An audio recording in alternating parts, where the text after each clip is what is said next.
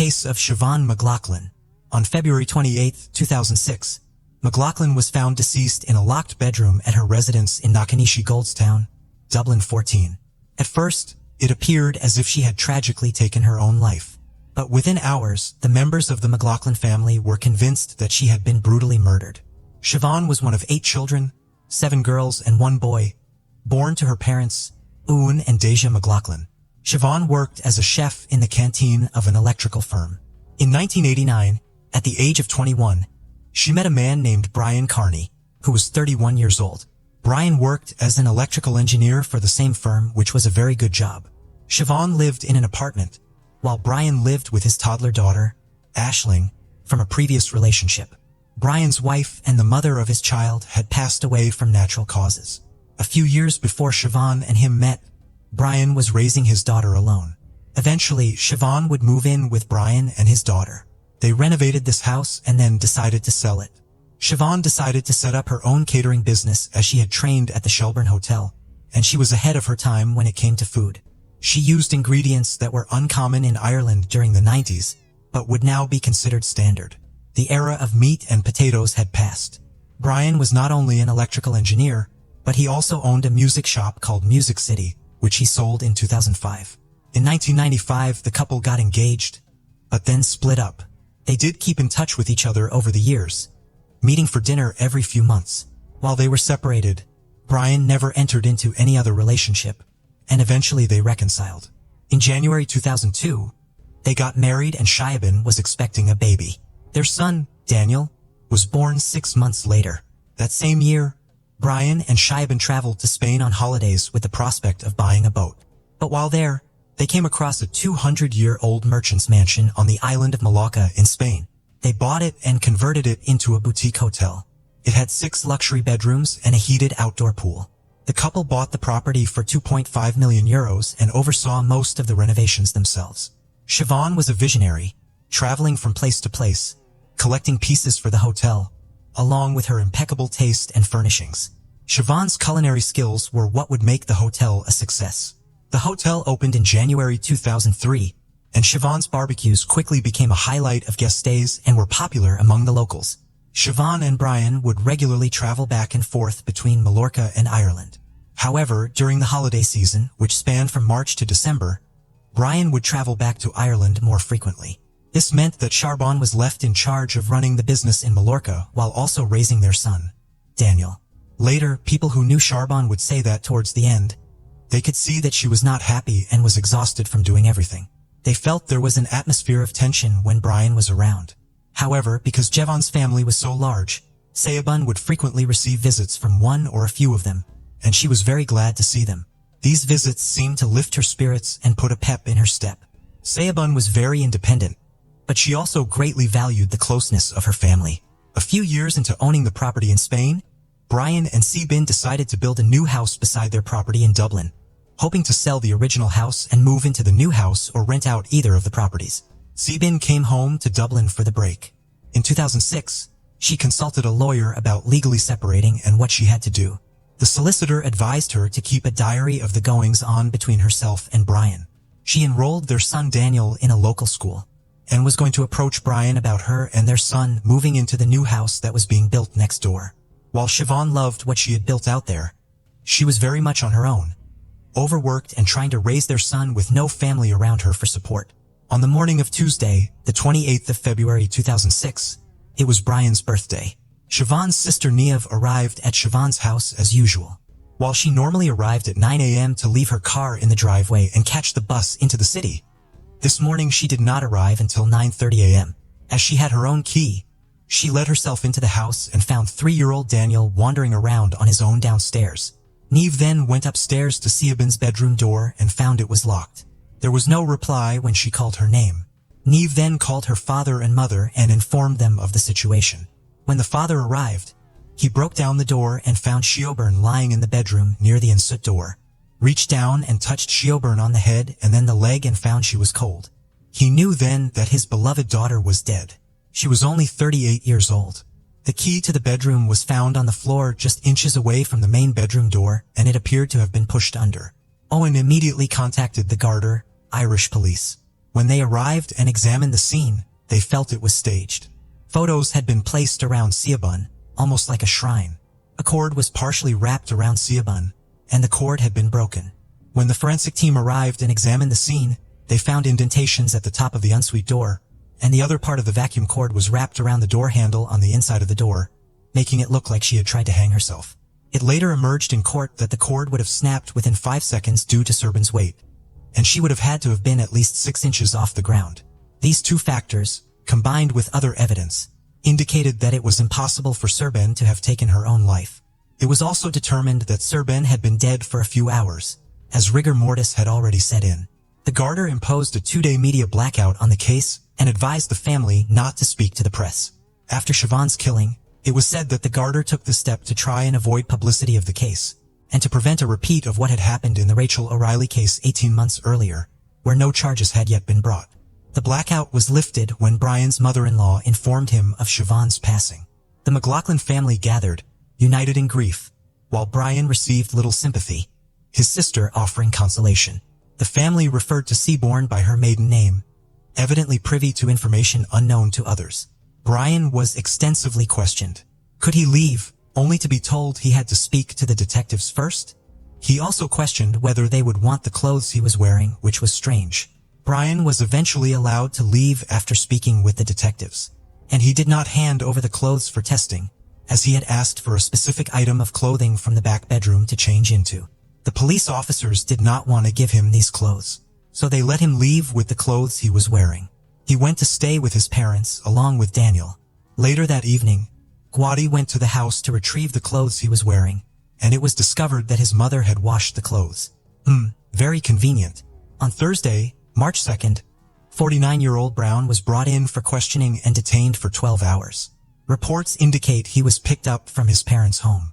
After initially agreeing to cooperate with the investigation, he refused to answer any of the questions asked. He was released that evening. Gwadi told the press that they were conducting further inquiries and a file would be prepared for the Director of Public Prosecutions. The Gardaí interviewed Siobhan's friends and family, and they discovered that Siobhan was unhappy in her marriage and had visited a solicitor weeks before she died. She had also contacted the Citizens Advice Bureau for advice on separation and dividing assets. The family also revealed that they were suspicious of Brian and that he was a controlling individual. They provided an example of Siobhan being made to take out the dishes from the dishwasher and being required to wash them by hand because it was too expensive to run the dishwasher. He controlled the money, and she had to get his approval for everything. Serban sold her apartment, and Brian moved them to Spain. One of the sisters would say it was his dream to move to Spain, not Serban's. Serban's life was in Ireland, and she had no one in Spain. It was his way of isolating her from her friends and family. There was also a growing rift between Brian and the McLaughlin family.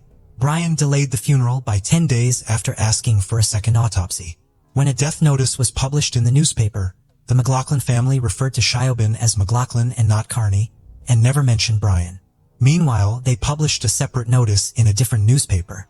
At the funeral on the 11th of March, a picture was placed beside the coffin of Siobhan and her son, but Brian was left out. Additionally, at the funeral, the Kearney and McLaughlin families sat separately in the church. They did not look at each other or interact on the day. This is characteristic of Irish people. We do not hesitate to express our genuine feelings about someone. The week after the funeral, the guard had traveled to Spain and conducted a search of the hotel that Siobhan and Brian owned. Furthermore, Brian's mobile data was recovered, and it placed him at the scene of the crime at the time they believed Seaborn died. Witnesses reported seeing Brian in the driveway at the time he claimed to be at his brother's on the morning of the murder. Brian's DNA was also found on a part of the vacuum cord. On June 22, 2006, Brian was arrested again and questioned at Dundrum Garda Station. He was questioned for 8 hours before being released without charge. The guard have felt they had enough evidence at this stage and sent a complete file with all the new evidence gathered over the months to the Director of Public Prosecutions, DPP. It was now a waiting game. Meanwhile, Brian went to Spain to oversee all the preparations for the hotel's new season opening. However, once word spread about the murder, cancellations started coming in and staff also quit, considering it too difficult to work without Siobhan, who was the backbone of the business success. The staff's loyalty was to Siobhan, not Brian, which reflects the kind of person Siobhan was. The Gwadi again returned to the hotel in Spain, and under oath in front of a Spanish judge, the staff gave evidence about Siobhan's demeanor in the weeks before her death.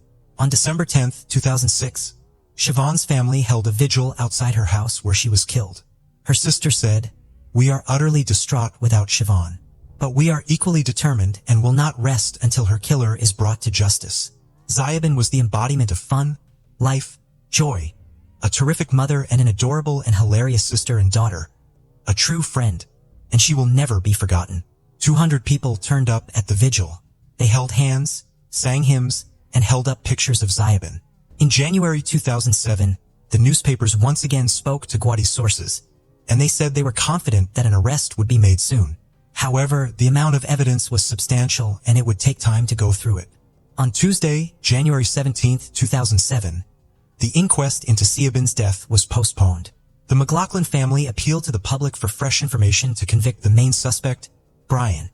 As the director of public prosecutions announced they needed even more evidence to go for a conviction of murder against Brian. Brian did not attend the short hearing. On May 30, 2007, Kearney was arrested at his home next to his original home with his kids. He was charged with Ziabin's murder, brought to court, and remanded to prison. His response was not guilty, and no bail request was made. The McLaughlin family attended the hearing, but Kearney avoided eye contact and chewed gum disrespectfully. Kearney was freed on bail on June 6, 2007, after appealing to the High Court at Clover Hill Prison the previous day. His release came with conditions. He had to surrender his passport, pay on €100, and provide a €55,000 bond from an independent juror, which his brother Patrick supplied. He also had to sign in weekly at Dundrum Garda Station. In July, a date was set for the trial to begin 6 months later, with a 4-week time frame to hear all evidence and reach a verdict. So the trial was to start in early 2008. On February 11th, Kearney appeared for trial before Justice Barry White and a jury of 12. He pleaded not guilty. However, one juror worked for a home security company that had installed and serviced the Kearney residence system. While the defense was willing to continue with 11 jurors, the prosecution objected and the judge agreed. The jury was dismissed and a new one sworn in a week later. It was the prosecution's case that Kearney had murdered Ziabin, tried to stage it as a suicide, and left his son alone before going to work. The McLaughlin family testified about the events and Ziabin's father found her dead. Her mother also recounted the morning's happenings, including Neve's wrong actions towards the authorities and Kearney. She said when Kearney arrived home, she broke the news to him that Siobhan was dead upstairs. When she had been on the phone with him, she had not told him what was wrong, and Kearney never asked. Deja also confirmed that in 1999, Siobhan had signed herself into the St. John of God's psychiatric unit after suffering from stress at work and what was described as a little breakdown. But after 5 days, she returned to work. Bridget, Siobhan's sister, stated that in 2005, Connie phoned her to say that Siobhan was suffering from her nerves again. But when Bridget phoned Siobhan, she was perfectly fine. Ward, who worked for Colors Electrical with Kearney, said Connie was in the habit of arriving to work between 8:30 a.m. and 9 a.m. But on the morning of Siobhan's murder, he arrived extra early, between 7:50 a.m. and 8 a.m. A solicitor confirmed that multiple letters regarding the separation had been sent to Kearney, but he never responded to any of the correspondence. Kearney's statement to the guards was then read aloud. Kearney told the securities guards that on the morning of Ziabin's death, he had noticed her door was locked. The previous night, Ziabin and Daniel had returned home from a visit to her friend's house around 8:30 p.m., and Kearney had put Daniel to bed and slept in the same room, while Siobhan slept in the master bedroom. Kearney had said they woke up at 7 a.m. the next morning, had breakfast, and Kearney put on a DVD for Daniel, went upstairs to brush his teeth, and then attempted to enter Siobhan's room, but it was locked. He called out that he was leaving, went downstairs, kissed Daniel goodbye, and left for work. The court adjourned when a juror fell ill, but returned the next day. Evidence showed Ziabin couldn't have hanged herself. The pathologist found marks on her neck and chin, 3 larynx fractures, blood and chin abrasions. She said the neck marks didn't come from hanging, significant force was applied, and Ziabin was assaulted in bed, gripped by the neck, and a ligature used to hasten her death. The security guards reported no signs of forced entry, as the house's windows and doors were in good working condition. The alarm company confirmed that the system was activated at 10:50 p.m. the previous night and then immediately deactivated. And it was reactivated at 7:37 a.m. the next morning before being turned off again. A thorough search of the Kearney residence uncovered a diary in the airing cupboard, and the writing inside was confirmed to be Sabin's by her sister. Sabin's solicitor had advised her to maintain a diary documenting the events of her marriage to Kearney. Additionally, Sabin's passport was found wrapped in sheets and clothing in another area, and a €500 note was discovered in a drawer among wrapping paper. A financial forensic agent was next to take the stand. Kearney did own properties in Ireland and had a stake in the electrical business plus the hotel. But while he was asset-rich, he was cash-poor. On Monday, the 3rd of March, closing arguments began. The defense were first, and they said the prospect of splitting with Siobhan did not suit Kearney financially.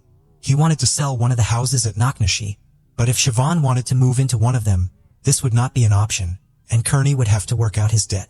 In some other way, the fact that Siobhan had started to squirrel away money, hide her passport, keep a diary of her relationship with Kearney, and send solicitor letters showed her seriousness about leaving him. Sirbin was looking forward to her future and making plans, which showed that she was not suicidal. The evidence shown by forensics also showed that it was next to impossible that she had taken her own life. Kearney even admitted that he, Sirbin, and their son had been the only ones present that night. The defense recommended caution, as the prosecution had shown no hard evidence, and it was all circumstantial evidence. They said the jury needed to pay attention to what was missing in the case. There was no history of violence, no custody dispute, no alcohol abuse or jealousy. The jury was asked to ignore the emotions of the McLaughlin family when they were giving evidence. It is known that there doesn't have to be outward signs of abuse, as it's the rabbit hole of a course of control, which the family would say there was plenty of. Sirbin was strangled, and she had known Kearney since a very young age. There were no visible signs of physical violence, but there were extreme levels of control, like Kearney telling her to take the dirty dishes out of the dishwasher and hand wash them because it would cost too much money. When Sirbin finally said she was going to a solicitor, that's when Kearney couldn't cope and he took her life. Coercive control is considered a form of domestic abuse, even if there is no physical violence. This is a growing issue that we are only now starting to address in the 2020s. On the 4th of March, Justice Barry White charged the jury and referred to the victim as Rachel rather than Siobhan in his summing up, which was a terrible mistake. It so happened that at the same time he was overseeing the case of Rachel O'Reilly, and he apologized. It wasn't the first or the last time that both women would be mentioned in each other's trial, as they both had died within 18 months of each other under similar circumstances. The jury was discharged that evening, and the following evening they came back with the verdict of guilty of murder by a majority verdict of 11-1. The McLaughlins wept and hugged each other as the verdict sunk in. Kearney made no reaction, but his daughter who sat next to him wept, and Kearney took his wedding ring off and took his wallet out and handed them to her. Kearney was sentenced to life there and then, and the McLaughlins asked to give a victim impact statement, but this was denied, which I don't understand why. Kearney was escorted to a van and brought to Whitfield Prison to start his sentence. Kearney lodged an appeal straight away, and it was heard in 2009, and the 3-judge panel dismissed the appeal. In 2012, Kearney was refused permission to bring his appeal to the Supreme Court. 7 years later, in 2019, Kearney's applications for parole were refused on 2 occasions. Kearney's sister told her local radio news network that the parole board had recommended Kearney for 2 outside prison visits with his family, suggesting they were preparing him for release. However, the parole board will only recommend his release if he admits his guilt, which he has never done. As of 2022, although the Minister for Justice has the final say on any release, Kearney remains incarcerated. In prison, Kearney is a trained counselor to help other inmates with their mental health and works for the organization The Samaritans. He is also trained in first aid. While in prison, he decided to sell the hotel in Spain, but then took it off the market in 2010. The hotel was then run by his brother Patrick and his wife, and it is still open, although it may be under new ownership since then. Kearney said he wanted to keep the hotel in order to facilitate his son's education. The McLaughlin family sought to adopt Daniel, but it's unclear whether they did or how he is doing, which is good, as he deserves some peace, as does his half-sister, Aisling. A family with 3 children lived in the house where Siobhan was murdered, but it was up for sale for €1.4 million back in 2008. It's presumed that it has been sold since then. Kearney's daughter did live in the new house while he was still a free man, but there have been no updates on her either. If Kearney decided to sell off all his assets and pay off his debts, he will have a significant amount of money when he gets out, and he may even become a millionaire. The family were considering suing him for Siebin's share at least, if not all, but there are no public details on this. Sebin's sister Aisling released a statement after Kearney's conviction, saying that while their lives were utterly destroyed by Sebin's death, Sebin had now got justice. They are grateful to have known and had someone as special as Shawnee in their lives, which was their nickname for her. However, they miss her every hour of every day, and the unbearable longing to see her and protect her never leaves them, even though they know it's too late.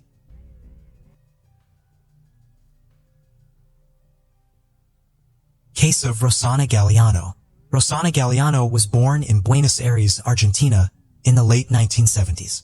She was the youngest child, with two older brothers, Oscar and Gustavo, and a sister, Monica. Her parents were Raldo and Graciela.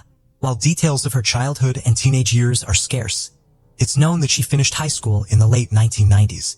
During this time, her father, Raldo, worked as a mechanic.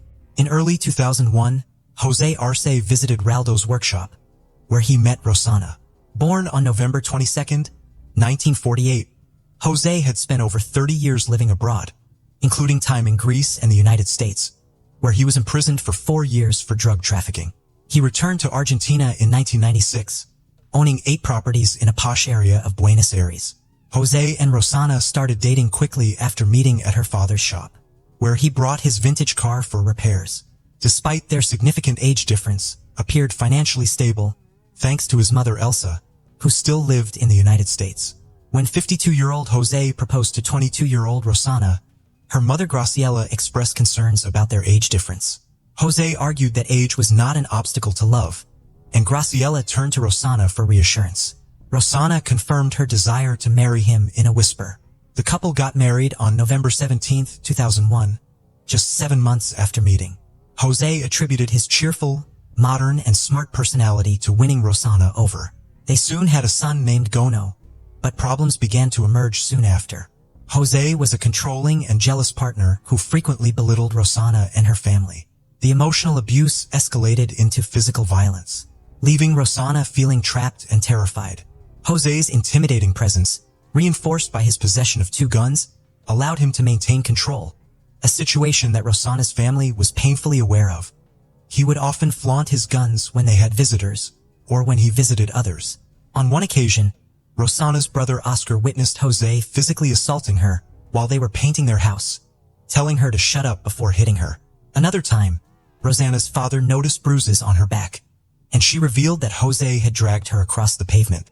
Despite these challenges, Rosana and Jose had their second child, and Rosana tried to make the relationship work, hoping to provide a stable home for their children. However, her efforts were consistently thwarted by Jose's temper and disrespectful behavior. Moreover, Jose's mother Elsa exerted control over their household from a distance, making decisions about their lives during her brief visits to Argentina. By 2006, Rosana had reached her breaking point after enduring years of unbearable abuse, and she finally found the courage to report Jose for domestic violence. Her family, however, remained largely oblivious to the full extent of her suffering. Months later, Rosana filed a second complaint which included a request for a medical examination to document her injuries. It was then that she confided in her sister Monica, and the two made a pact to stay in close contact, reaching out to each other whenever something happened. Monica became Rosana's safe haven and primary source of support, providing a refuge from the unbearable realities of life with Jose. Rosana would often visit Monica's apartment with her children, though Jose would dictate when they had to return, frequently backing up his demands with death threats. Rosana made the difficult decision to move in with Monica and the children, leaving Jose to stay in his own home. After a period of time, Rosana took further action by filing another complaint and seeking a divorce, which resulted in a restraining order being issued against Jose. From then on, the only times they met were during child visitation sessions at a neutral location in El Romanzo Exile, De La Cruz, as arranged by the court. Rosana confided in her neighbor, Daniel Gonzalez, a married father of one who worked as a gardener. Rumors began to circulate about a possible romantic relationship between Rosana and Daniel, although this was never confirmed. Meanwhile, Jose's threats persisted, and Rosana shared a chilling voicemail with her brother Oscar, in which Jose casually spoke about killing her in mid-2007 while socializing with friends at a bar. Rosana met Oscar Lugo, a 32-year-old man from Marino who worked in a sewing workshop. They quickly became close, exchanging phone numbers and starting a romantic relationship. Oscar was an old-fashioned gentleman who treated Rosana with kindness, attention and listened to her, which was a welcome change after all the turmoil she had faced. By December 2007, Oscar had become a part of Rosanna's holiday celebrations, even dressing up as Santa Claus to delight her two sons. However, their happiness was threatened by Jose, who was keeping a close eye on Rosanna's every move and was aware of her new relationship. The looming divorce had panicked him. Jose tried to persuade Rosanna to end things with Oscar by offering her a truck. She refused. When Rosanna had a severe nervous breakdown, it was Oscar who accompanied her to the hospital, not Jose. Running out of options, Jose, with the help of his mother Elsa, concocted a plan to hire a hitman, whose identity remains unknown. On January 16, 2008, Rosanna and her sister Monica went to El Reno to pick up her sons, aged 4 and 3. However, Jose delayed the handover, making excuses. At 9:15 p.m., Jose called Rosanna, claiming that Geronimo had a fever and that he would take him to the hospital and return him the next day. But Rosanna insisted on taking care of Geronimo herself and asked for the children to be returned. The call was brief and Rosanna then went back inside. Around 10 p.m., Rosanna sent Oscar Lugo a casual text about their plans for the next day. Later, at 10:50 p.m., Rosanna and Monica sat down for dinner when Jose called again, unleashing a deadly trap. Rosanna stepped out into the garden to improve the reception, but a shadowy figure emerged from behind the trees and shot her 4 times with a .45 caliber gun. Monica, hearing the shots, screamed as Rosanna staggered and fell. Panicked, Monica tried calling 911, but the call wouldn't go through. She then asked her boyfriend to alert the police. Meanwhile, Oscar Lugo, oblivious to the events, attempted to contact Rosanna at 11 p.m., but got no response. He then tried to reach Monica, but she didn't answer. The police investigation revealed that the shooter had entered from an adjacent vacant lot. A witness reported seeing someone fleeing through a gap in the fence, but couldn't provide a clear description due to the darkness. Jose was left stunned after being questioned and subsequently requested a lawyer to take over the proceedings before departing the following day. Meanwhile, a red sweater was discovered during further searches, which Rosanna's relatives identified as belonging to Jose, solidifying his position as the prime suspect in their minds. The case garnered widespread media attention, sending shockwaves throughout the country and sparking a scandal as Jose and his mother publicly proclaimed his innocence, while also making disparaging remarks about Rosanna and suggesting that her multiple lovers should be investigated instead. After the incident, Daniel the gardener became reclusive, shunning all human contact. On the night of Rosanna's funeral, Raldo observed Jose lurking in the distance, watching from his truck without offering condolences or joining the mourners. Jose's defense strategy later focused on discrediting Monica, Rosanna's sister, and the sole witness, by raising questions about her behavior, such as why her clothes bore no bloodstains, and why she had prioritized calling for help over assisting her sister. However, this theory lacked credibility, and the investigators counted that the murder weapon was too heavy for a woman to wield.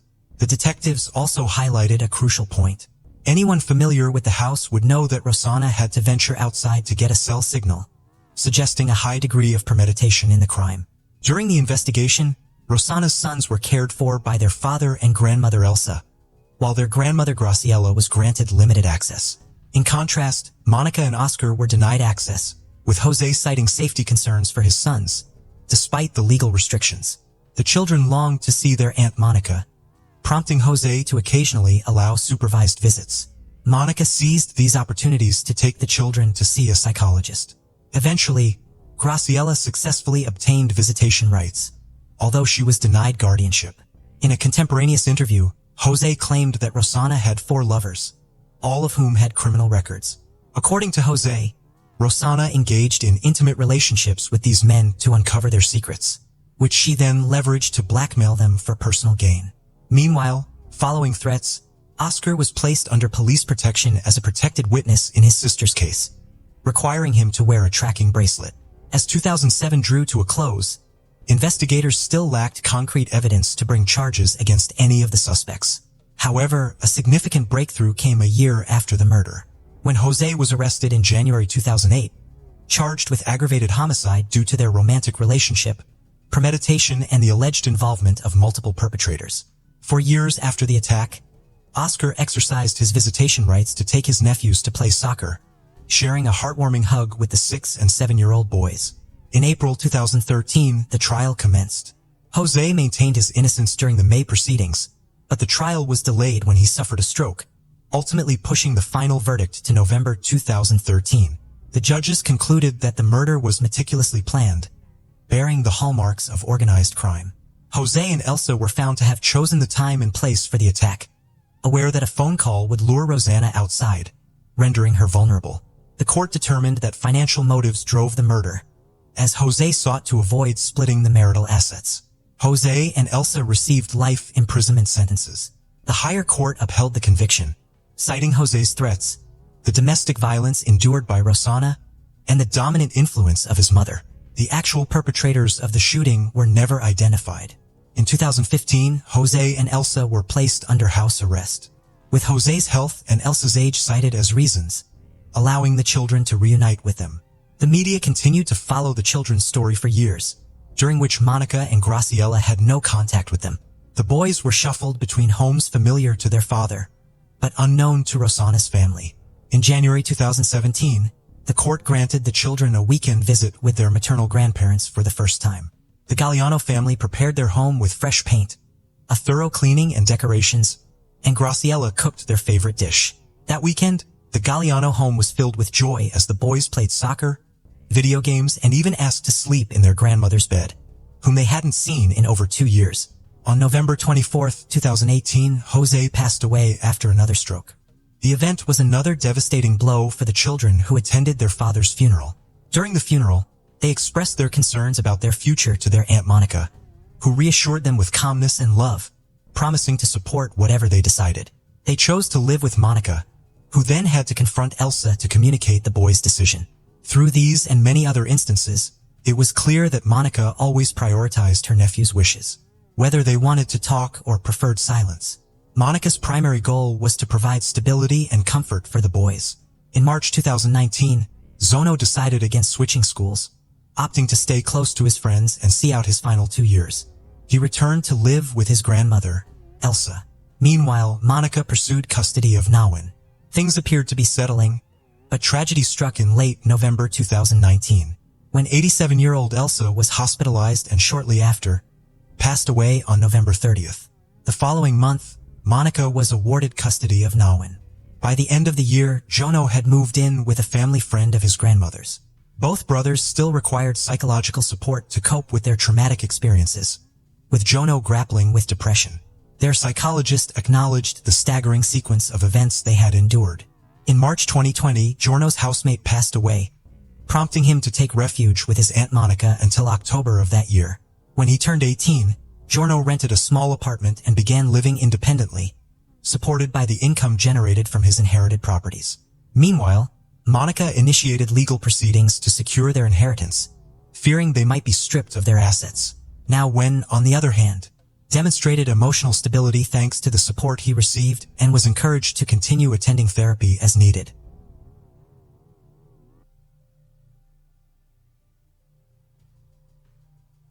Dominique Ellen Dunn was born on November 23, 1959, in Santa Monica, California. She was the youngest child of Ellen, known to most as Lenny, a ranching heiress, and Dominique, who was a writer, actor, and producer. Her parents were divorced just a few years after Dominique was born but remained great friends, and Dominique stayed incredibly close to both of them. Her family had a lot of ties to the entertainment industry, and it came as no surprise when Dominique took an interest in performing herself.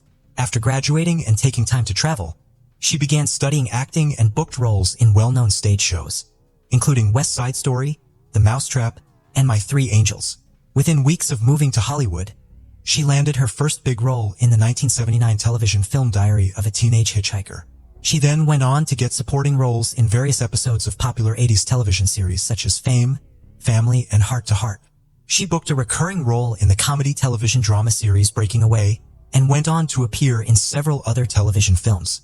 Her career was starting to thrive. By 1981, she had quite an extensive acting resume, and this led to her being cast in her first big feature film, the supernatural horror hit Poltergeist, playing Dana Freeling. The film went on to become a sensation and grossed over $70 million at the box office. The role cemented her place in pop culture, and she quickly became a well-known face with a lot of acting work being sent her way. After the success of Poltergeist, She was cast as Robin Maxwell in a pilot episode for the TV miniseries V. Tragically, she would never complete filming on the highly anticipated show. Dominique's versatility and capabilities as an actress were apparent very early on. Steven Spielberg, the producer of Poltergeist who worked very closely with her, said of Dominique that she was a treasure of natural ability. In 1981, Dominique met a sous chef named John Thomas Sweeney at a private party. 7 years her senior, Sweeney was an established chef and worked at Marmaison, one of the most exclusive restaurants in Los Angeles, which was frequented by many famous faces. Sweeney's upbringing couldn't have been further from that of Dominique's. His father was an unemployed alcoholic who frequently beat his mother, and his mother worked as a waitress trying to support her family as best she could. When Sweeney was 14, his parents divorced, and he set about making plans to move out of Pennsylvania and start a new life. He focused on being a chef and said that this dream was his ticket out of his old life. A matter of weeks after the pair met, they moved into a one-bedroom West Hollywood home together. However, the relationship quickly began to deteriorate due to Sweeney's jealous and controlling behavior. He stopped her from seeing friends and frequently tried to get her to quit her flourishing career in a bid to prevent her from meeting new people. The couple rode and fought frequently, and it wasn't long before Sweeney became physically abusive. Dominique appeared in an episode of Hill Street Blues, playing a teenage mother who was the victim of parental abuse. The makeup team applied nothing to her face, as shockingly, all of the cuts and bruises were real and had been caused by Sweeney in the days before the shoot. Her family, although polite and welcoming towards Sweeney, felt uncomfortable in his presence. They all commented on the fact that it was very obvious that Sweeney was far more obsessed with the relationship than Dominique was. Her mother Ellen would later recall the first time she realized her daughter was in grave danger. She said, "She came over here one night and she was weeping. She said, 'Oh, Sweeney has such a terrible temper. He smashes furniture and throws dishes.' And I said, 'Dominique, that is frightening.' I've never forgotten her answer. She said, 'Oh, he'd never hurt me.'" According to a source, in August 1982, Sweeney pulled handfuls of her hair out by the roots. Dominique ran to her mother's house trying to escape, and Ellen found her curled up on the floor in the fetal position, cradling her head.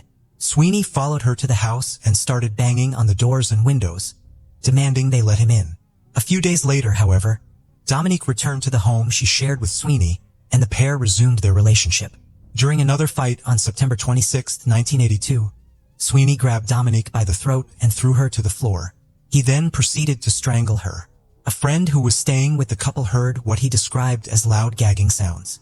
He ran into the room where he saw Dominique being attacked.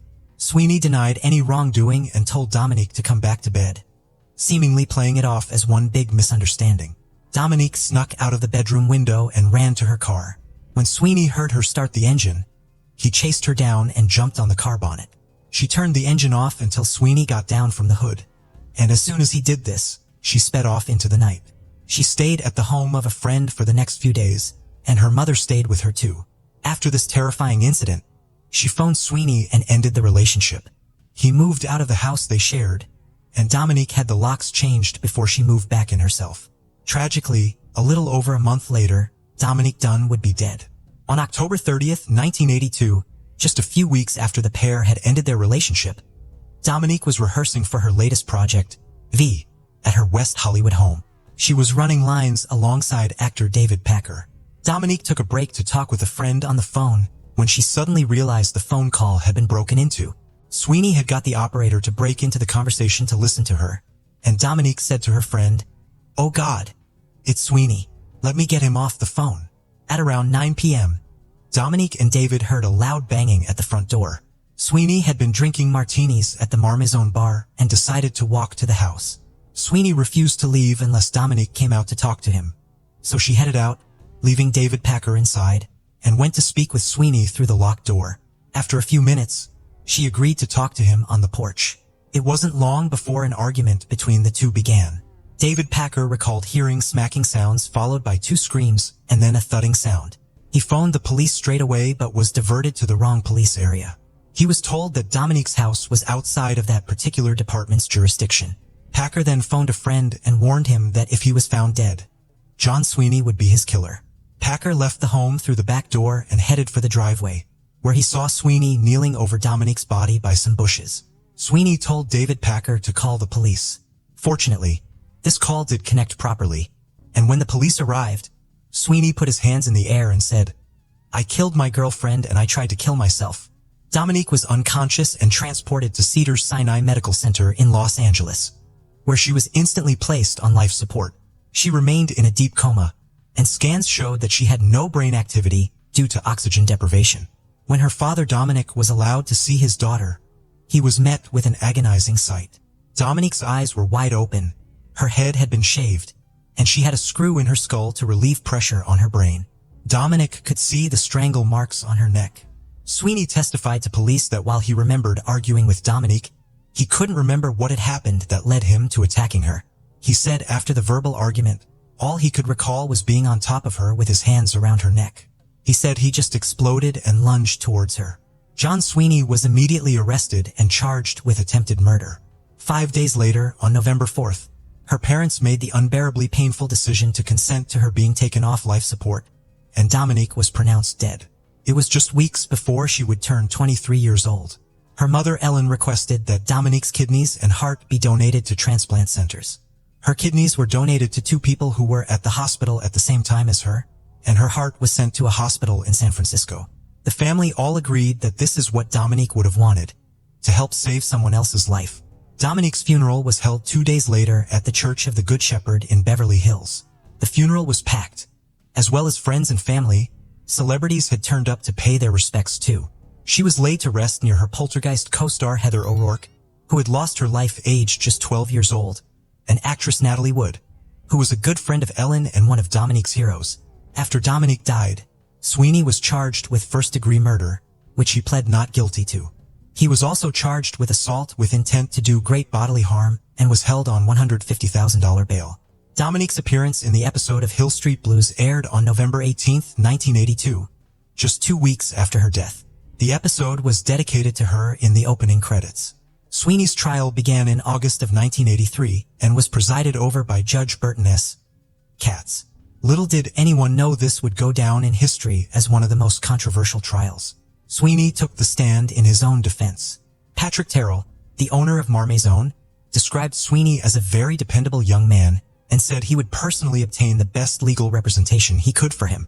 However, Sweeney was given a court-appointed attorney named Michael Adelson, a criminal defense attorney who was notoriously tough.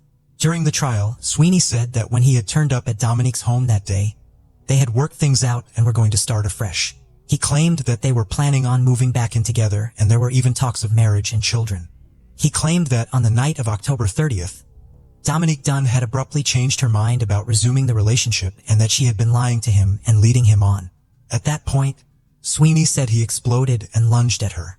He still maintained that he had no recollection of attacking her but stopped when he realized that she was no longer breathing.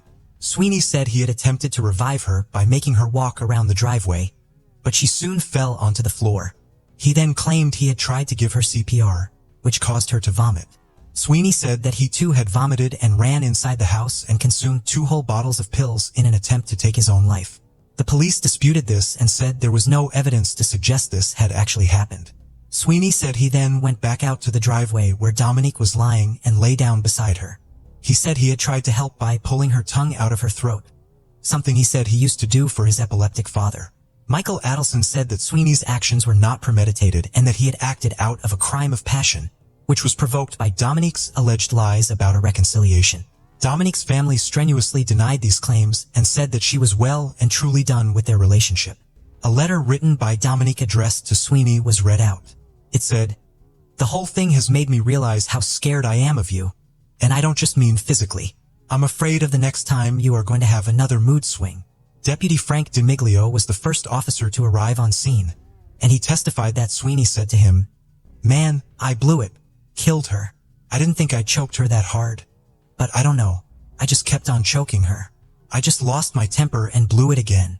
The medical examiner determined that she had been strangled for at least 3 minutes. Police and prosecutors quickly dismissed the heat of passion defense, as they believed that given the fact she was choked for at least 3 minutes, this left a lot of time for Sweeney to regain control of himself and stop what he was doing. But instead, he continued to carry out the vicious and prolonged attack. The prosecution called one of Sweeney's ex-girlfriends, Lillian Pierce, to the stand. At the request of Sweeney's legal team, Lillian did not testify in the jury's presence. Michael Adelson requested that Judge Katz rule her testimony inadmissible, as it was, in his words, prejudicial. Judge Katz granted this request, and the jury would never learn of Lillian's statements. Lillian said that she and Sweeney had dated on and off for around 3 years, and that he had assaulted her on 10 occasions. She said she had been hospitalized twice for her severe injuries. During one of these attacks, Lillian sustained a perforated eardrum, a collapsed lung, and a broken nose. During her testimony, Sweeney became so angry, he jumped up from his seat and ran towards the door leading into the judge's chambers. He had to be subdued by 2 court bailiffs and 4 armed guards. After this outburst, they were forced to handcuff him to his chair. Through tears, he apologized, and Judge Katz accepted his words and moved on with the trial. Although Sweeney frequently cried, resulting in the trial being postponed until he was calm again, the Dunn family were told to show no emotion. At the behest of Adelson, Judge Katz stated that as well as Lillian's testimony, he refused to allow testimonies from both Dominique's friends and her mother Ellen. He ruled their statements about Sweeney's abuse as nothing more than hearsay. It was one devastating blow after another for Dominique's friends and family. Michael Adelson requested that Judge Katz rule that the evidence presented was insufficient to prove first-degree murder, as there was no proof of predetermination. Judge Katz granted this request and instructed jurors they were only allowed to consider charges of either manslaughter or second-degree murder. Dominique's family were devastated. On September 21, 1983, after an arduous 8 days of deliberation, the jury found him guilty of the lesser charge of voluntary manslaughter. Sweeney was sat with his hands clasped around a Bible and nodded towards the jury as the verdict was read out. When Judge Katz told the jury they could leave as justice had been served, Dominique's father shouted, "Not for our family." Dominique accused Judge Katz of purposely withholding Lillian's testimony from the jury, which could have helped establish Sweeney's incredibly violent history with women. Media outlets quickly picked up on the outcome, and Judge Katz received immense criticism for his handling of the trial. People felt that his rulings always clearly favored the defense, and a victims' rights group founded by actress Teresa Saldana called Victims for Victims marched outside the courtroom in protest. A local Los Angeles TV station did a poll which saw Judge Katz voted 4th worst judge in Los Angeles County. In November, Sweeney was sentenced. He received 6 years in prison, which was the maximum penalty possible for the charge, and he would only serve 3.5 of those years. Dominique spoke at length about the trial and his feelings towards Judge Katz. He said, "Our family has never favored Judge Katz's charms, not even to the point of simple courtesies. For 7 weeks, he mispronounced Dominique's name, insistently calling her by my name, Dominique." People wandered in and out of the courtroom. Lawyers for other cases chatted with the clerk or used the bailiff's telephone. At the sentencing, in a shock twist, Judge Katz actually criticized the jury's ruling of manslaughter, claiming he didn't agree with it. Katz stated he felt Dominique's death was a case pure and simple of murder with malice. He went on to say, "I am convinced that John Sweeney did not kill Dominique Dunn in the heat of passion, but rather that he killed her because his ego could not stand rejection." The jury's foreman, Paul Spiegel, told the media that he and other jurors were shocked by the criticism from Katz and referred to his comments as a cheap shot. Spiegel felt that the criticism did not stem from the verdict itself but came off the back of the criticism that Katz himself had received from the media and the public. Spiegel also went on to say that had the jury heard all the evidence and been presented with everything, they would have convicted John Sweeney of the murder of Dominique Dunn. A year after Dominique's murder, her mother Ellen founded Justice for Homicide Victims, a victims' rights organization. Her work with this would see her recognized by President George H.W. Bush. Dominique's father also threw himself into work and activism. He started keeping a journal during the trial, and those writings were published in a March 1984 issue of Vanity Fair. It was titled Justice, a father's account of the trial of his daughter's killer. After this, Dominique began covering and reporting on many high-profile cases, such as the Menendez brothers and O.J. Simpson. Dominique said of Sweeney that, "Maybe the law will let him go. I'm not going to let him go."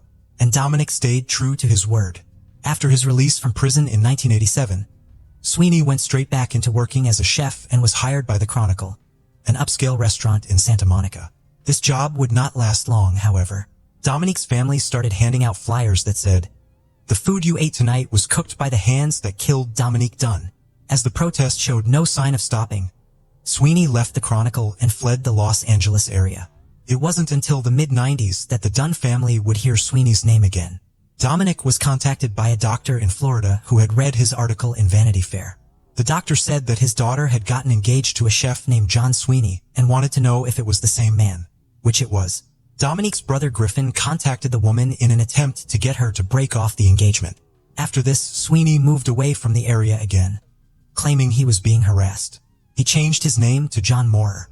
Dominic Dunn admitted to having Sweeney followed and tracked and talked to this freely on an episode of CNN's Larry King Live. He said that the utter injustice of Sweeney's sentence drove him almost crazy. He spoke about a woman who was now in her 80s and who had been a member of the jury during Sweeney's trial. She had written to him expressing how sorry she was and that the verdict was bothering her and she needed to clear it up before she died. Dominic was incredibly touched by her words. After many years, her father said he didn't want to waste his life filled with anger and that he no longer wanted to spend every waking moment keeping tabs on Sweeney. The last that appears to be publicly known about John Moorer is that he was residing in San Rafael, California, working as the director of food services for Smith Ranch Homes, a retirement community. Dominique's family worked tirelessly to keep her name and memory alive and to draw as much attention to their daughter's case as possible. Her brother Griffin still works with the Justice for Homicide Victims group. Her family's activism and constant fight for justice will never be forgotten. Dominique Dunn was a bright, gifted, and warm-hearted 22-year-old. She was at the beginning of her life and undoubtedly had so much more to give and achieve.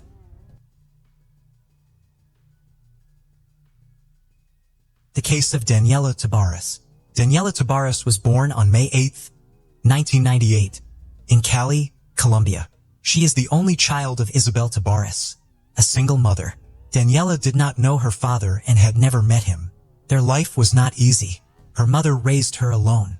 She lived with her mother, her grandfather, and her maternal uncle, who supported the family during difficult times. For many years, Isabel worked at a bank and saved some money. However, in 2010, when Daniela was 12 years old, Isabel was laid off from the bank and had difficulty finding a new job. To solve her financial problems, Isabel decides to use her savings for a trip to Florida, USA, where she believes there are more opportunities. However, she realized her savings were insufficient for the journey, so she borrowed money from several neighbors, promising to repay them once she secured a job in the United States. Isabel received support from her two older sisters, who had settled in the United States. They invited her to live with them and share the rent, helping her not to worry about housing. While Daniela attended school, Isabel began working as a cleaner. She was very determined and hardworking, with the desire to create a better life for herself and her daughter. Her sisters also helped her by sharing advice on how to succeed in America. Isabel realized that in order to become independent, she needed to be self-sufficient and start her own business. Within a year, she saved enough money to obtain a license and start her own business. Although she had to work hard, she always prioritized her daughter, Daniela, whom she loved the most. At the same time, Daniela attended Coral Springs High School in Florida. As a sociable girl, she easily made friends with many people. Initially, she was close to fellow students who were also immigrants, as they had much in common. After that, she made friends with many others. It seemed that everything was going well. Isabel quickly paid off her debt to her neighbors. She even started considering renting her own apartment to avoid burdening her sisters. She took her time to save more money and regain her stability. She successfully carried out her plans. Her small business grew and began generating income. She worked hard and her efforts paid off. During this time, she met Shu, a Colombian with 2 children. They quickly understood each other because they had both gone through hardships after moving to the United States. Besides, Isabel also learned about the culture of a new country, expanded her business, and increased her knowledge. Isabel and Daniela often did everything together and supported each other. Isabel credits their close relationship as one of the key factors in her success. Daniela is a sociable, kind girl and makes friends easily, which helps her have no trouble living in the United States. However, she was concerned about gaining weight during her teenage years. Instead of giving up, she was determined to overcome her problems. She started exercising and living a healthy lifestyle, avoiding fast food. These daily habits helped her achieve her ideal figure. Daniela's achievements inspired Isabel, and she decided to join a sports club near their home in Coral Springs. By that time, Daniela had been attending the club for a while. Seeing her daughter's perfect figure, Isabel also wanted to take better care of herself. However, she was very busy with her business, which took a lot of energy. After a few months, she was so tired that she refused to go to the gym. She plans to return to the gym later, but for now, she decided to prioritize her business. Daniela, on the other hand, decided to continue training. She was very happy with the changes in her body and figure that she had achieved. Even though her mother didn't go to practice with her, she had enough friends in the club to train with during most sessions. One of them was Carolina Miller, a 40-years-old woman whom Daniela met during training.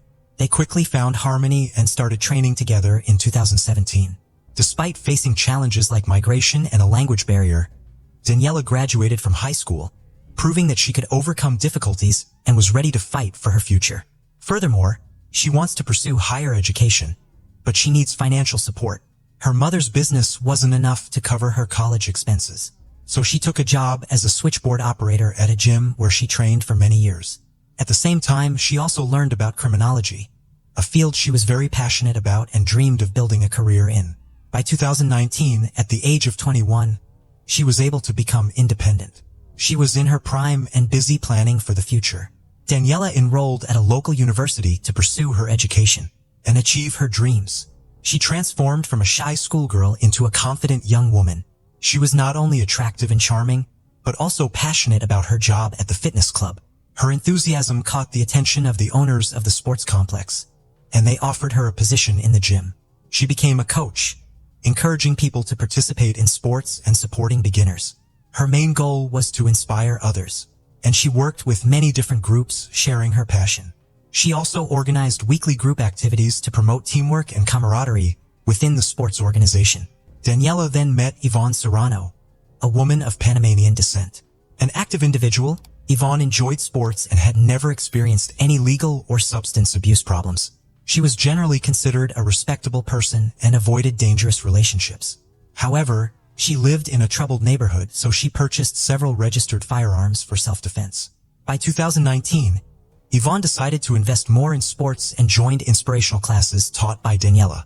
However, due to frequent travel and the difficulty of making friends, she felt different from the other participants. Although she seemed unapproachable and a bit withdrawn, she always attended all the classes and was determined to change her life.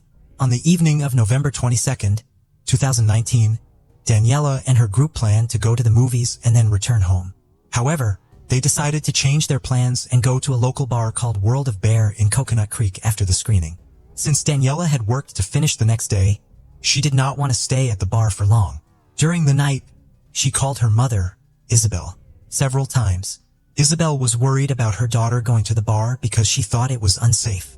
Daniela reassured her mother that she would not be drinking and would only stay for a short time, planning to return home around 1 a.m. The group eventually met at the bar in hopes of having a fun evening. After some time, Daniela's friend Carolina approached Yvonne and advised her that she had had too much to drink. Yvonne was sitting outside, holding hands with some strange young men. Carolina suggested that Yvonne join the group inside the bar, but this made her uncomfortable, and she became angry and shouted. When she returned inside, her behavior became more aggressive, and it was obvious she was intoxicated.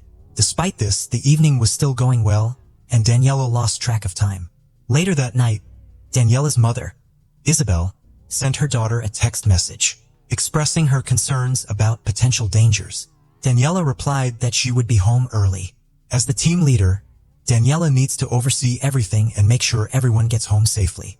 Sensing that something was off, Isabel decided to wait for her daughter. She lay in bed, unable to sleep, waiting for Daniela to return. By 2 a.m., Daniela still had not come back from the bar, and Isabel's worry grew. Each time she saw car headlights outside, she got up to check, hoping to see Daniela in the driveway, but the cars just drove by. She texted her daughter again, but received no reply. Realizing it was too late to call Daniela's friends, she tried to reassure herself that her daughter was likely with a friend. She thought about the possible reasons why the girl was quiet. The phone was out of battery or the signal was bad, and finally convinced herself that everything was fine, then went to sleep. At 5:55 a.m., County Emergency Services received a distressing call. A woman reported seeing a lifeless girl in a parked car near her home. Several police officers quickly arrived at the scene and cordoned off the area. They spoke with the witness, a 51-year-old named Yvonne Serrano. Meanwhile, at 6 a.m., Isabel woke up and noticed that Daniela had not yet returned home. She felt exhausted, having only slept for 3 to 4 hours. But she needed to prepare for work and clean the offices. Unable to reach Daniela, she called Carolina, hoping that her daughter had arrived at Carolina's house and was still asleep. However, Carolina replied that she did not know where Daniela was. She felt confident that Daniela would make it home safely, even if she had been drinking, because there were plenty of people nearby with cars who could help. However, Carolina can't stop thinking about the incident with Yvonne at the bar and wonders if it has anything to do with the current situation. To find out more about what happened after she left, she called her friends from the gym. She was shocked to learn that her group of friends had returned home and that no one knew anything about Daniela. Feeling guilty for leaving Daniela, Carolina decided to go to the police to report her missing. The officer on duty informed her that Daniela had already been found. At that moment, several police officers were at Isabel's house delivering the devastating news of her daughter's death. They spoke with Isabel to gather important details for the investigation. It was difficult to calm Isabel when she heard the news. She began to cry loudly and asked what had happened. Daniela was her only daughter, and in that moment, her world fell apart. Police then carefully inspected the girl's car that Yvonne reported, which was found near Isabel's house. Inside the vehicle, they discovered an ID card and a bag containing personal items. By checking the license plates, they identified the car's owner as 20 years old Daniela Tabarez, who was found deceased inside the car. During her initial meeting with the police, Yvonne claimed she was on her way to the gym early that morning when she stumbled upon the car. She stated that she did not know Daniela. The officers then inquired about Yvonne's whereabouts the previous evening. She admitted that she had attended a party and had drunk excessively, even losing consciousness at the bar. She said that she had only woken up in the morning, lying in bed with no memory of the night, including how she had gotten home. Afterward, the police continued to analyze the evidence found in the car, but soon realized they needed more details. It was clear that Yvonne knew Daniela, prompting detectives to return to her for additional information. Unexpectedly, Yvonne's story changed. She now claimed that at 5:50 a.m., she woke up in the passenger seat of the car next to Daniela and saw her lifeless body in the driver's seat. Shocked by the discovery, Yvonne immediately called the police, admitting that she had previously lied for fear of being considered a suspect. The situation was devastating for everyone who knew Daniela, particularly her mother, Isabel. The Latin American community rallied together to raise funds for Isabel, and many local residents joined in to support her. Meanwhile, the police were conducting an investigation, which quickly indicated that Daniela had been murdered. Forensic experts discovered shell casings inside her car and collected several fingerprints from both the inside and outside of the vehicle for analysis. They were also awaiting the results of Daniela's autopsy, which would provide further insights. Police then began interviewing individuals who had been with Daniela that evening and collected CCTV footage from the bar where they had gathered. It was confirmed that Daniela had not had any conflicts. The night had gone smoothly. However, multiple witnesses reported that Yvonne had been drinking heavily and was very attached to the group at the bar. In contrast, Daniela chose not to drink that night to avoid any issues. A girl offered to drive her home, and Daniela accepted. Their movements were tracked to the parking lot exit at 1:30 a.m., where they left the nightclub calmly, as confirmed by the last person to see Daniela alive. The preliminary report from the medical examiner indicated that the death occurred around 2 a.m., which was the exact time when Yvonne left the bar to go home. By then, Yvonne had already become the main suspect in the murder. The police wanted to find out what she had been doing for the 4 hours before she reported the incident to them. They then found that she had been busy. She had deleted messages from her phone with Daniela, deleted the video from the front door camera, and changed clothes. She had also washed the outfit she had worn that night at the bar. It was clear that she was trying to cover up evidence of the crime. The police decided to arrest Yvonne Serrano and hold her in jail while they investigated further. Once the final results of the forensic examination were in, she was charged with first-degree murder and tampering with evidence. Despite the accusations, Yvonne has maintained her innocence and stood her ground. On November 27, 2019, Daniela Tabarez's funeral took place, attended by many people, including club members, friends, and family. All were deeply saddened by this tragedy. She was cremated in December. A few weeks after the crime, the district attorney's office decided to pursue lesser charges against Yvonne. It was believed that proving premeditation would be challenging, so the charge was classified as unintentional murder, which could result in a maximum of 30 years in prison.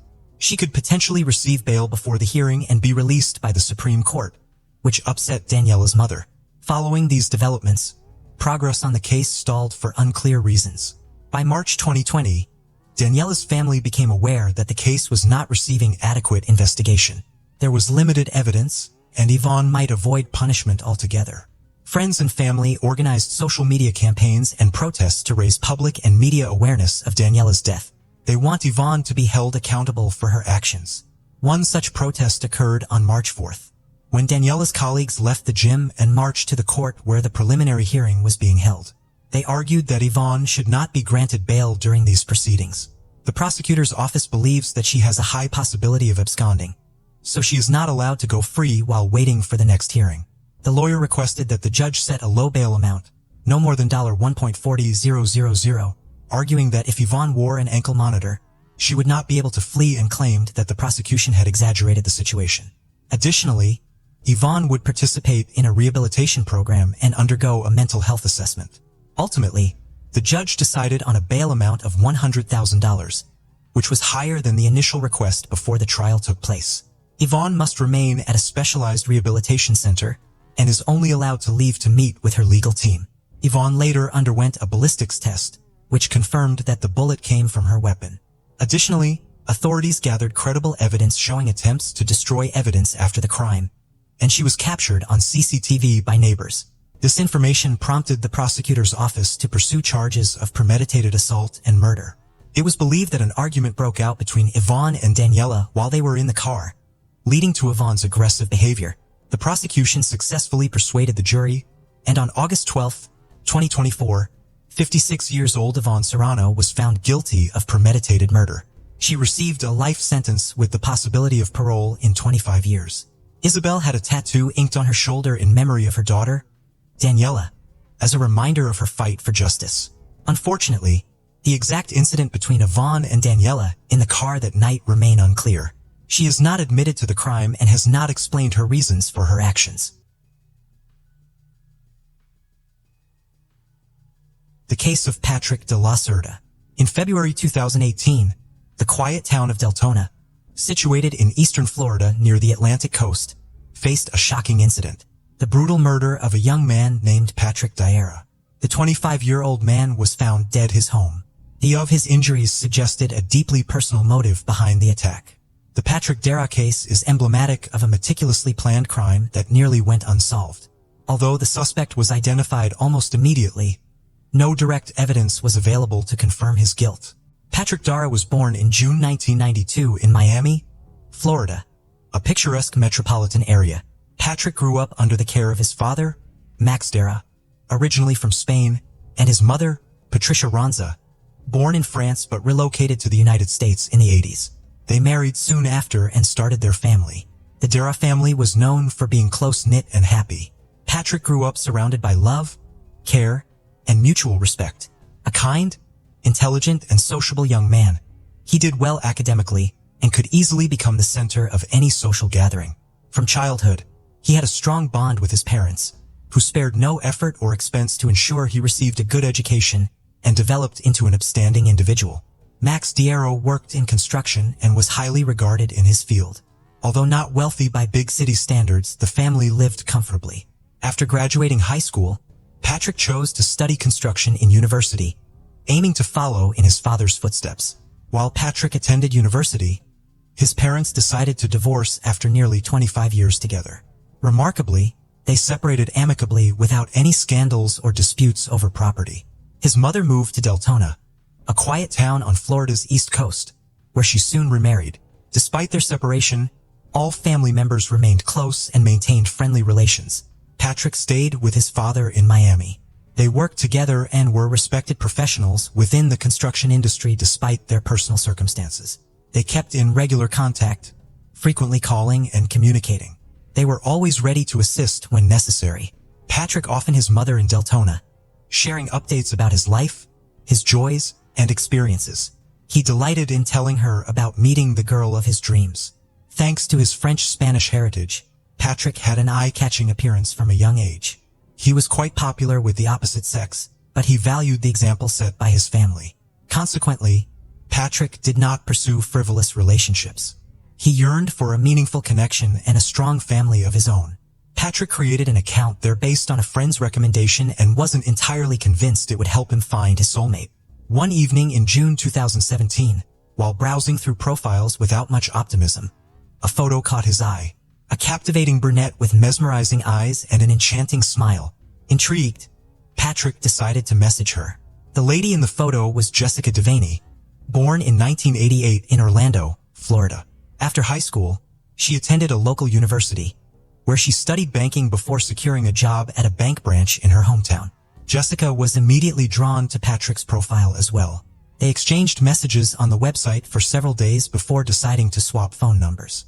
Over the next few weeks, they spoke every evening for hours, discussing various topics and forming a deep mutual sympathy and trust. Realizing their connection was genuine, they decided to meet in person, despite living in different parts of the state. They chose a location that was roughly halfway between them for their first date. On their first date, Patrick realized that Jessica was the girl he'd been searching for all along and whom he no longer wanted to let go. She also liked him immediately, though Jessica was slightly confused by the age difference, as she was 4 years older than Patrick. On his way home, Patrick called his mother to share that he had met the girl of his dreams whom he wished to marry and start a family with. Patricia heard the joy and excitement in her son's voice, recognized his seriousness, and felt happy for him. Their long-distance relationship lasted several months, presenting challenges because the couple could only see each other on weekends. They usually met somewhere neutral, renting a hotel room in a cozy, secluded place to enjoy each other's company. However, by Sunday night, they parted ways since they needed to return to work on Monday morning. In December 2017, Patrick moved to Delton, where his mother lived, to be closer to Jessica. He bought a house in a quiet neighborhood and began renovations to create a cozy nest for Jessica's eventual move. But Jessica couldn't leave her job immediately. Thus, they planned a housewarming party for early spring the next year. On New Year's Eve, which the couple celebrated together, Patrick prepared a surprise for Jessica. He arranged fireworks in the backyard of the house, and as she admired them, he got down on one knee and held out a box with a ring. He then asked her the most important question, whether she would become his lawful wife. Jessica felt incredibly happy and, of course, agreed. Patrick later admitted he'd spent considerable time searching for an engagement ring, but hadn't found one perfect enough in any jewelry store. To make sure he could propose before the new year, he chose the best available option, but ordered an exclusive ring from a jewelry workshop, an original piece designed by himself. 2 months had passed since the engagement. Preparations for both the wedding and the upcoming housewarming were in full swing. The couple's choice of events had received their parents' approval, and they themselves were unspeakably happy, readying for a new stage in their lives. The young couple planned an extravagant celebration, either on the shores of the Atlantic Ocean in Miami or in France, where the groom's mother originated from. On February 27, 2018, Max Diarra, Patrick's father, received a call from a courier. Max's number was listed as an additional contact. The courier reported that Patrick's order had been delivered to the specified address. However, no one opened the door or answered the phone. This was highly unusual for Patrick, prompting concern from his father. As he was occupied at work and couldn't leave to pick up the order or check on his son, Max decided to contact Jessica, his future daughter-in-law. Max called Jessica with anxiety in his voice, expressing that he couldn't reach Patrick. Jessica herself had been trying to get in touch with her fiancé since morning, but had not received any replies or calls back. Upon hearing this, Max stated that something must have happened to Patrick. Alarmed by this suggestion, Jessica dropped everything she was doing and headed toward Patrick's house as quickly as she could. Upon arriving at Patrick's house, she immediately noticed his car parked in the driveway, indicating he hadn't left home. Armed with her own key, Jessica entered the yard and called out repeatedly for her fiancé, but got no response. She cautiously opened the front door, only to be confronted by a horrifying sight. Her fiancé lay motionless near the entrance, in a pool of blood. Jessica promptly called emergency services.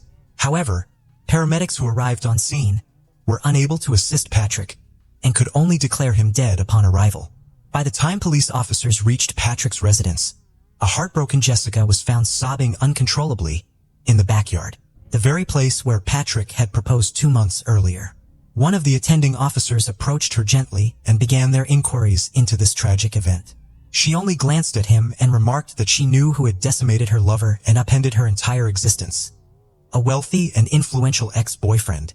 To comprehend this perplexing case, and to decipher who might want to kill a young man, who at first glance seemed to have neither adversaries nor ill wishes, it is necessary to rewind a bit to when he and Jessica initially crossed paths. At that time, Jessica was entangled in a relationship with Gregory Bender, a prosperous businessman, managing his own investment fund. Jessica encountered Gregory during her college years. He was 20 years her senior and quickly mesmerized the young woman. The businessman courted her lavishly, offering extravagant gifts and taking her to upscale resorts. Jessica believed she had discovered true love. However, soon she started noticing peculiarities in his demeanor. Gregory sought to dominate every aspect of her life, vigilantly tracking where she went and whom she associated with. Their relationship persisted for almost 8 years, during which time Gregory never introduced Jessica to his family or friends. Their interactions were strictly on his terms, meeting or going on vacations, only at his convenience. Rarely did he invite her over to his residence. Jessica craved a conventional family life and children. Each time she raised the subject, Bender dismissed the idea as untimely. When she attempted to end the relationship, Gregory proposed with a ring. Jessica accepted the proposal, but nothing changed. They still lived separately, only met when he needed. One day, Gregory was involved in an automobile accident that left him hospitalized. Upon hearing this news, Jessica hurried to see him, but first decided to stop by his house for some essential items for Gregory. There, Jessica encountered an unfamiliar woman and inquired about her identity. Instead of responding directly, the woman asked a similar question back. Jessica displayed the engagement ring on her finger and announced that she was the fiancée of the house's owner. In response, the woman laughed and exhibited her own ring, proclaiming herself as Bender's legal wife, Diora Sanchez Bender. Shattered by this revelation, Jessica resolved immediately to end all ties with the businessman who had deceived her for so many years. The boyfriend began to actively pursue Jessica, begging her to return and promising that he would divorce Dormora in the near future so they could get married. Jessica believed him once more. However, time passed and nothing about their relationship changed. Eventually, tired of the lack of progress, Jessica filled out a questionnaire on a dating site, where she soon met Patrick. After starting to communicate with Patrick, she firmly decided to break up with Gregory and informed him of her decision. Unfortunately, Gregory did not want to let her go. He became an obsessive stalker. Initially, Bender simply persuaded Jessica to come back and try again, promising once more to divorce his wife. When persuasion failed, he moved on to threats and harassment. Realizing these tactics were ineffective, Gregory decided to find out more about his rival, Patrick, about whom he knew nothing at the time. Gregory turned to professionals who hacked into Jessica's account to uncover who she was communicating with. After discovering Patrick's identity and obtaining his contact information, Gregory began sending threatening messages, demanding that Patrick break up with Jessica and referring to her as his fiancée. Patrick remained calm and unreactive to the threats, believing they would not escalate beyond verbal harassment. However, Jessica was frightened because she understood that her ex-boyfriend was capable of anything. He was a man with substantial financial resources and connections, and owned a large collection of firearms. Jessica proposed breaking up with Patrick before anyone got hurt, but Patrick refused even to consider it. Consequently, they decided it was time to involve the police by providing evidence that Bender was stalking and threatening them. The couple succeeded in obtaining a restraining order against Gregory, while also requiring him to surrender all firearms stored in his home. Things calmed down for a while after this legal action. The lovers began thinking that the stalker had finally left them alone. Jessica persuaded Patrick that it was crucial to install CCTV cameras around and inside the house because she feared Gregory might violate the ban. On February 27, 2018, during the initial examination of the crime scene, criminalists immediately ruled out robbery. They noted that, by the nature of the mutilation, this murder had a personal motive and that the perpetrator clearly hated his victim. The body of a 25-year-old man revealed 4 gunshot wounds, 1 in the thigh, 1 in the chest, and 2 in the head. Additionally, experts identified injuries and bruises consistent with a fall from a ladder. The body was found lying on the floor between the front door and the stairs, leading to the second floor. Investigators speculated that the killer had most likely snuck into the house and waited on the second floor. When an unsuspecting Patrick entered and climbed the stairs, he was met by his assailant. The intruder fired a bullet into Patrick's thigh, causing him to roll down the stairs. Following him down, the perpetrator fired another shot into his chest before finishing him off with 2 shots to the head. Although no murder weapon was recovered, it was determined to be a rare model of pistol that is not easy to obtain. The first shell casing was found on the 2nd floor of the house. 2 more were found downstairs. However, a 4th shell casing was missing. Despite Jessica's statements about knowing who killed her fiancé, initial suspicion fell on Patrick's neighbor. They had a serious conflict some months prior. This neighbor was a U.S. Army veteran with combat experience who had developed a mental disorder due to severe injuries and concussions sustained during service. In December 2017, just months before, this veteran mistook his new neighbor for an intruder and opened fire, thankfully missing, but ended up hospitalized in a psychiatric facility due to an exacerbation of his condition. He was adept with firearms and could easily acquire rare gun models. This background made him a prime suspect in Patrick's murder, despite Jessica's accusations pointing elsewhere. Once he returned home, Patrick found himself constantly followed. A neighbor, who struggled with mental illness, was particularly suspicious of Patrick, calling him a spy and vowing to expose him. This neighbor's unhealthy imagination could indeed be a potential motive. Consequently, the authorities detained and interrogated him. The neighbor openly expressed his strong dislike for Patrick but maintained a solid alibi at the time of the murder. Several eyewitnesses confirmed this alibi. Because these recordings were gone, it was impossible to determine who entered or exited the residence on that day. Adding to the challenge, no physical evidence was found at the crime scene. No fingerprints, shoe prints, or DNA traces. It became clear that the murder was meticulously planned. Despite their suspicions surrounding Gregory, it appeared as though he might evade justice for now. The police decided on a covert approach and asked Jessica to engage her former lover in an earnest conversation. She agreed without hesitation. Jessica called Gregory and dramatically blamed him for all that had happened. She wept and repeatedly questioned why he did it. Yet Gregory seemed to anticipate the investigators' intentions from the outset. He pretended not to understand what she meant. When Jessica accused him directly of killing her fiancé, Gregory feigned shock and offered condolences. Attempting to provoke a confession or trick him into making a mistake proved fruitless. Lacking concrete reasons to detain or further question him, police could only summon Gregory for testimony when required by law. He complied with restraining orders and appeared to have moved on from his ex-girlfriend long ago. While detectives struggled to find leads, a breakthrough came when Dawara Sanchez Bender contacted them with crucial information about Patrick Dara's case. She was promptly invited for an interview at the station, where she revealed significant details occurring shortly before the crime transpired. She discovered a peculiar notebook concerning her husband's death in his office. Upon examining it, Diora found a detailed layout of an unfamiliar house and next to it, a peculiar series of procedural steps. Initially, she did not pay much attention to it. However, when Diora News report detailing the brutal murder of a young man and the story displayed the plan of his house, she immediately recalled the drawings she had seen by her unfaithful husband, with whom she was nearing divorce. She decided to inform the investigators. This information provided the police with sufficient grounds to search the house of the alleged perpetrator. They found the mysterious notebook that the businessman's wife had mentioned in his office. Although the pages containing the house's plan and additional records were missing, they were soon located in a trash can within the office. Gregory had apparently attempted, but forgotten, to dispose of them properly. He had merely torn out the pages, crumpled them, and discarded them in the trash bin. Apparently, he was confident that no search would be conducted on his house as there was no incriminating evidence against him. On these pieces of paper, aside from the house's layout, there was an elaborate outline of the crime itself.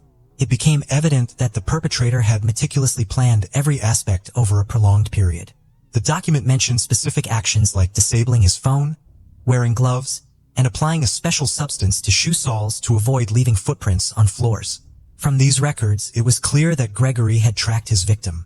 He knew Patrick's return schedule and was aware of surveillance cameras present inside and around Patrick's home. Additionally, Gregory ensured that he disposed of all incriminating items, such as weapons used in the crime, and soiled clothes, shoes, and gloves. His downfall stemmed from his own records not being destroyed in time, and his wife's curiosity. Furthermore, police discovered a 4th missing shell casing on Gregory's table inside a cigar box, evidently intended as some macabre trophy by Gregory. Forensics confirmed this casing matched those from the crime scene. The defense attorneys tried shifting blame towards Jessica during trial preparations. However, there was enough concrete evidence pointing towards Gregory for him to be arrested and brought forth for trial proceedings. The primary challenge then lay within considering all evidence collected deemed circumstantial, since neither murder weapon nor direct proof linked him physically at victim's residence, along with no witnessing testimonies, raised complexities. Ultimately, proceedings began against Bender. However, challenges remained in proving the case beyond a reasonable doubt. This was due to the circumstantial nature of the evidence. Crucial links were unbridgeable, making it difficult to reach absolute conclusiveness essential. Until May 2021, more than 3 years after he sought the best lawyers who had ample time to prepare for the case thoroughly. Despite this, the businessman remained optimistic, appearing to believe he would escape accountability. Jessica was a pivotal witness. She detailed her long-standing relationship with Gregory, describing how she discovered he was married and tried to end their involvement.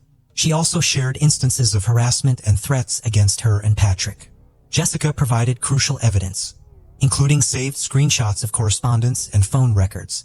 In response, Bender's attorneys attempted to shift all blame onto Jessica.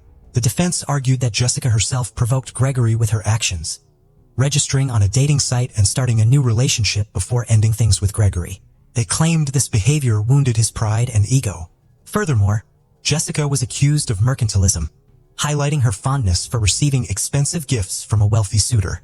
During one session, Dora Sanchez, the defendant's now ex-wife, was called as a witness.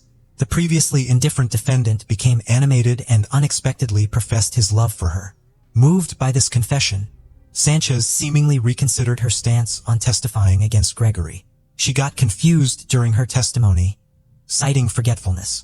Eventually, she mentioned that she had lived with the man for many years and doubted he was capable of murder. Defense attorneys tried to challenge the legality of the search of defendant's home. Despite his ex-wife's unexpected statement and the lack of direct evidence, the jury still found Gregory Bender guilty of first-degree murder after hours of deliberation. He was sentenced to life imprisonment without the possibility of parole. When the judge read the sentence, Bender stared at Jessica intently without blinking. His glare really made her feel sick, and she almost had a panic attack. Sitting next to her late fiancé's mother, Jessica began sobbing and choking. Despite many attempts by Bender and his well-paid lawyers to appeal and get the case reviewed, all appeals were rejected. The widespread attention this case received in society played no small part in this outcome, since a wealthy millionaire businessman had cold-bloodedly murdered a simple working man and tried to get away with it. The story of Patrick Dara was widely covered in the press. As Gregory Bender remains behind bars, Jessica Devaney says she feels safe. She continues to live in Patrick's memory, wearing the ring he gave her as a gift and another piece of jewelry that he never got around to giving her.